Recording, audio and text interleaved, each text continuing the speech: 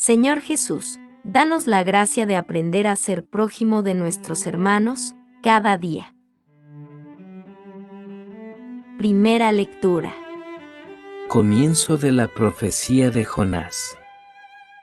El Señor dirigió su palabra a Jonás, hijo de Amitai, en estos términos: Levántate y vete a Nínive, la gran ciudad, y llévate este mensaje contra ella, pues me he enterado de sus crímenes. Pero Jonás se levantó para huir a Tarsis, lejos del Señor, bajó a Yafe y encontró un barco que zarpaba para Tarsis. Pagó el pasaje y embarcó para navegar con ellos a Tarsis, lejos del Señor. Pero el Señor envió un viento impetuoso sobre el mar, y se alzó una gran tormenta en el mar, que la nave estaba a punto de naufragar. Los marineros temieron, e invocaron cada cual a su Dios. Arrojaron los pertrechos al mar para aligerar la nave, mientras Jonás, que había bajado a lo hondo de la nave, dormía profundamente. El capitán se le acercó y le dijo: ¿Qué haces durmiendo? Levántate e invoca a tu Dios, quizás se compadezca ese Dios de nosotros, para que no perezcamos. Y decían unos a otros: Echemos suertes para ver por culpa de quién nos viene esta calamidad. Echaron suertes, y la suerte cayó sobre Jonás. Entonces le interrogaron: Dinos, ¿por qué nos sobreviene esta calamidad? ¿Cuál es tu oficio? ¿De dónde vienes? ¿Cuál es tu país? ¿De qué pueblo eres? Él les contestó: Soy un hebreo, adoro al Señor, Dios del cielo, que hizo el mar y la tierra firme. Muchos de aquellos hombres se asustaron y le preguntaron: ¿Qué has hecho? Pues comprendieron, por el propio Jonás, de que iba huyendo del Señor.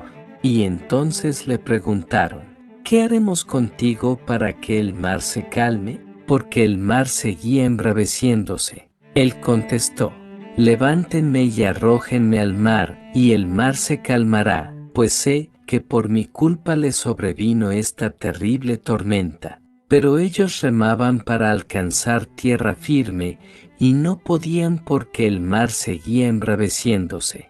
Entonces invocaron al Señor, diciendo: Señor, que no perezcamos por culpa de este hombre, no nos hagas responsables de una sangre inocente. Tú eres el Señor que obras como quieres. Después levantaron a Jonás y lo arrojaron al mar, y el mar calmó su furia. Tras ver lo ocurrido, aquellos hombres temieron profundamente al Señor. Ofrecieron un sacrificio al Señor y le hicieron promesas. El Señor envió un gran pez, para que se tragara a Jonás, y estuvo Jonás en el vientre del pez 3 días y 3 noches seguidas. Luego el Señor dio orden al pez de vomitar a Jonás en tierra firme. Palabra de Dios. Te alabamos, Señor. Salmo responsorial. Sacaste mi vida de la fosa, Señor. En mi aflicción clamé al Señor, y me atendió. Desde el vientre del abismo pedí auxilio, y escuchó mi clamor. Sacaste mi vida de la fosa, Señor. Me arrojaste a lo profundo en alta mar, me rodeaban las olas, tus corrientes y tu oleaje pasaban sobre mí. Sacaste mi vida de la fosa, Señor. Yo dije: me has arrojado de tu presencia, quien pudiera ver de nuevo tu santo templo. Sacaste mi vida de la fosa, Señor. Cuando se me acababan las fuerzas me acordé del Señor, llegó hasta ti mi oración, hasta tu santo templo. Sacaste mi vida de la fosa, Señor. Lectura del Santo Evangelio según San Lucas. En aquel tiempo se presentó un maestro de la ley, y le preguntó a Jesús para ponerlo a prueba: Maestro, ¿qué debo hacer para heredar la vida eterna? Él le dijo: ¿Qué está escrito en la ley? ¿qué lees en ella? Él contestó: amarás al Señor tu Dios con todo tu corazón y con toda tu alma, y con todas tus fuerzas, y con toda tu mente, y al prójimo como a ti mismo. Él le dijo: has respondido bien, haz esto y tendrás la vida eterna. Pero el maestro de la ley, queriendo justificarse, preguntó a Jesús: ¿y quién es mi prójimo? Jesús dijo: un hombre bajaba de Jerusalén a Jericó, cayó en manos de unos bandidos que lo asaltaron, lo desnudaron, lo molieron a palos y se marcharon, dejándolo medio muerto.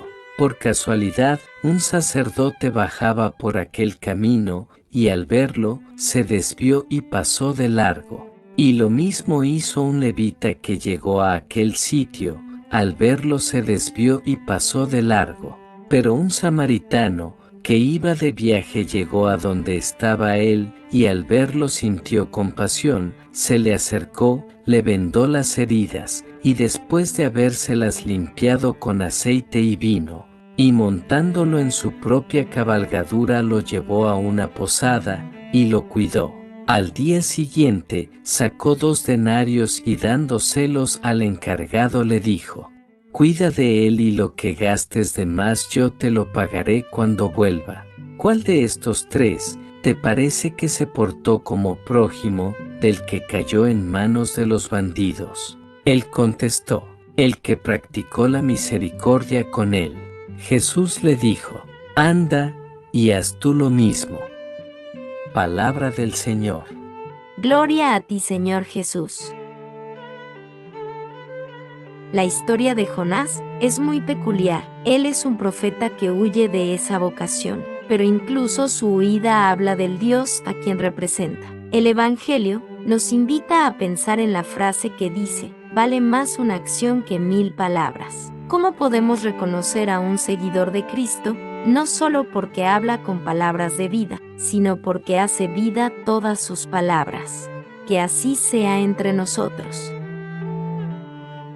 Celebramos el día de hoy a San Dionisio. Nació pocos años después de Jesucristo. Su nombre significa aquel que mantiene la fe en Dios. Perteneció a una familia noble.